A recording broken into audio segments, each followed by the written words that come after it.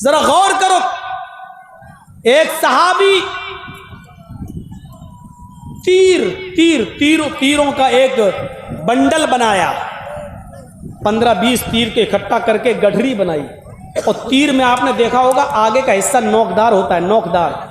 نوکدار جب وہ چھوڑتے ہیں تو وہی نوک کسی کو لگتی ہے جہاں مارنا ہوتا ہے، تو نوک کا حصہ، اور ایسے لٹکاتے ہوئے جا رہے تھے، ایسے چل رہے تھے، ایک ہاتھ میں تیر اور وہ چل رہے تھے،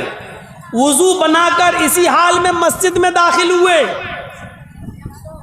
اللہ کے نبی نے دیکھا تیر کا حصہ نوک والا حصہ آگے ہے، اور یہ صحابی ہاتھ ہلاتے ہوئے اندر داخل ہوئے۔ رحمت للعالمین کا رحم دیکھیے، آپ نے کہا آئے صحابی، آپ نے کہا اس شخص سے جو تیر لے کے چل رہا تھا، آپ نے کہا تیر کے سروں کو اپنی مٹھی سے مضبوطی سے پکڑو، تیر کے سروں کو مضبوطی سے پکڑو، کئی لا تخدش مسلمن، کہیں کسی تیر کی نوک سے کوئی مسلمان زخمی نہ ہو جائے۔ رحمت دیکھیے نبی اکرم کی، آپ نے دیکھا صحابی تیر لے کے جا رہے ہیں، ادھر مسجد میں اور بھی صحابہ جا رہے ہیں، ایسا نہ ہو کہ آگے والا تیر کی نوک کسی دوسرے صحابی کی چپ جائے۔ کیا کہتے ہیں کہ تیر کے آگے والے حصے کو پکڑ لو مضبوطی سے اور ہاتھ مت ہلاؤ، کئی لا تخدشوا مسلمن، تمہارے تیر کا اگلا حصہ کسی مسلمان صحابی کو لگ کر اس کو زخمی نہ کر دے۔ امام کائنات کی نظر کتنی تیز ہے، آپ صحابی کے تیروں کو دیکھ رہے ہیں اور یہ محسوس کر رہے ہیں کہ کسی مسلمان کو یہ تیر چبھ نہ جائے۔ سچ کہا، عزیز علیہ ما عنتم، کانٹا تمہارے چبھتا ہے، درد محمد رسول اللہ کو ہوتا ہے۔ یہ احساس اللہ کے نبی کے اندر اتنا بھی گوارا نہیں کیا۔ جو نبی تیر کی نوک کسی مسلمان کو لگ جائے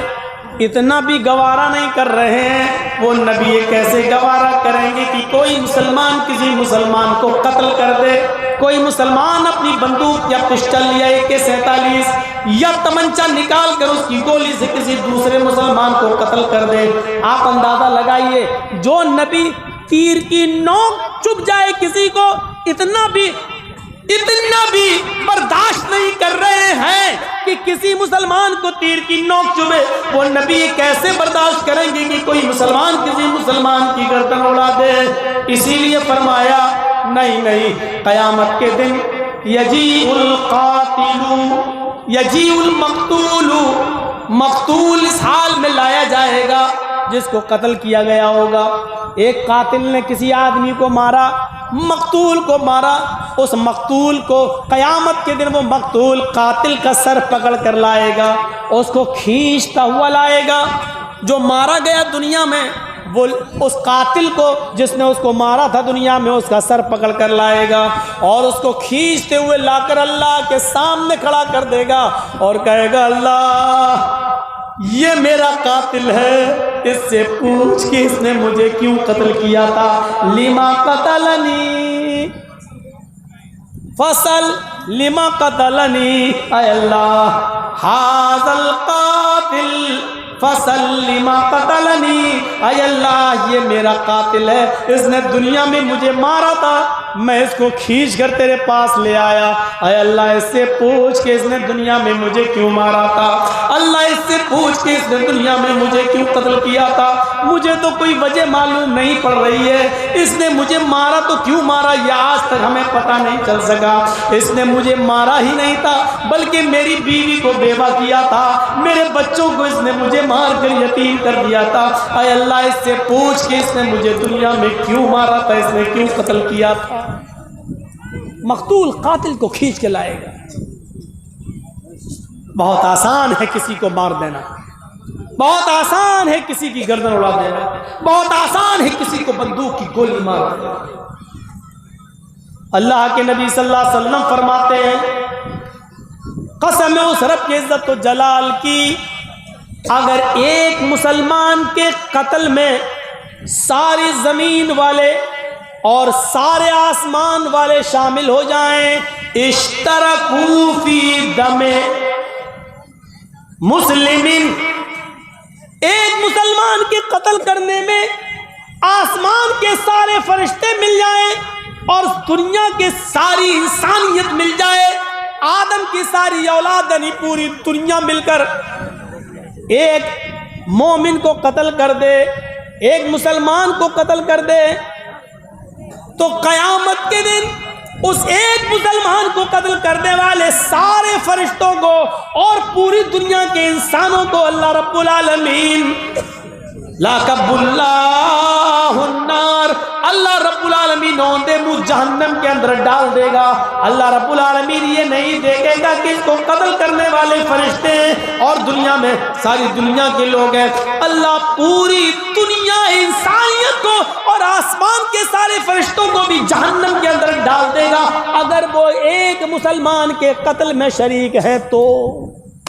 ایک مسلمان کی عزت و احترام یہ ہے اللہ کی نظر میں کہ اگر ایک مسلمان کو قتل کرنے کے لیے آسمان کے سارے فرشتے بھی مل جائیں اور پوری دنیا کے انسان مل جائیں اور سب نے مل کر ایک مسلمان کو مارا تو اللہ کہہ رہا کہ میں سارے فرشتوں کو بھی جہنم میں ڈال دوں گا اور ساری انسانیت کو بھی جہنم میں پھینک دوں گا، ڈھکیل دوں گا۔ یہ نہیں دیکھوں گا ایک مسلمان ہی تو مرا ہے۔ ایک مسلمان کا احترام اللہ کی نظر میں یہ ہے، ایک مسلمان کی قدر اور اس کی منزلت اللہ کی نظر میں یہ ہے۔ ہم ابھی ہیں کہاں؟ کتنا آسان ہے ماں کی گالی دے دینا، کتنا آسان ہے کسی مسلمان کو بہن کی گالی دے دینا، کتنا آسان ہے کسی مسلمان کو اس کی بیٹی کی گالی دے دینا، کتنا آسان ہے اس کے اوپر جھوٹ اور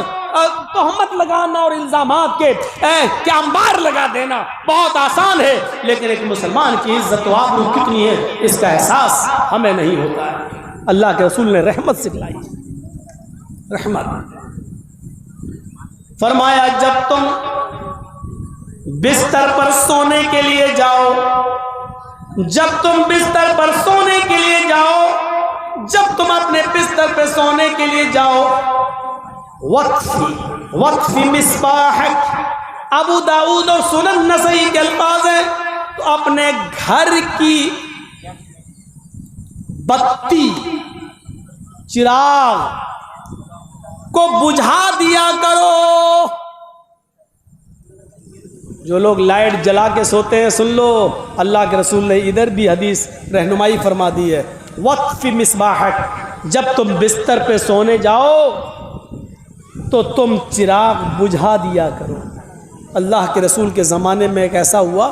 کہ پہلے کچے مکان ہوا کرتے تھے، جھاڑ پھوس کے بھی مکان ہوا کرتے تھے، تو ایک صحابی کے گھر میں چراغ جل رہا تھا، ایک چوہیا آئی، چوہیا، اور اس نے چراغ کی بتی کو کھینچ لیا اپنے دانتوں سے اور کھینچتی ہوئی لے گئی اور گھر کے کونے میں اس نے ڈال دیا۔ اس نے آگ پکڑ لی اور پورا گھر جل گیا اور اس صحابی کے بیوی اور بچے بھی اس آگ میں جل گئے۔ اللہ کے نبی کو جب اس کی اطلاع ملی تو آپ نے حکم نافذ فرمایا کہ جب تم بستر پہ سونے جایا کرو، وقفی مصباحک، تو اپنی مصباح کو، اپنے چراغ کو بجھا دیا کرو۔ اس زمانے میں چراغ تھے، اس لیے چراغ، آج کے زمانے میں ترقی کر کے لائٹ آ گئی، بلب، تو بلب کو بھی وہی حکم نافذ ہوگا، یعنی لائٹ بجھا کر سونا چاہیے۔ ہمارے نبی اتنے مہربان ہیں، اتنے رؤوف الرحیم ہیں کہ ہمارے نبی کی رحمت یہ بھی گوارا نہیں کرتی کہ کوئی مسلمان جب اپنے گھر میں لائٹ جلا کے سوئے اور رات میں وولٹیج ہائی ہو جائیں اور شارٹ ہو جائے بلب، بتی، کمکما لائٹ شارٹ ہو جائے اور اس سے کوئی چنگاری نکلے اور گھر میں کسی کپڑے پر گرے اور کپڑے سے پورے گھر میں آگ لگ جائے، اس لیے حکم دے رہے ہیں کہ جب بھی تم بستر پہ سونے جاؤ تو چراغ بجھا دیا کرو، لائٹ بجھا دیا کرو۔ یہ ہے جناب محمد رسول اللہ صلی اللہ علیہ وسلم کی رحمت۔ آپ کی رحمت کو یہ بھی گوارا نہیں کہ کوئی مسلمان لائٹ جلائے اور دھوکے سے وہ شارٹ ہو جائے، شارٹ کر جائے اور پھر اس سے آگ لگ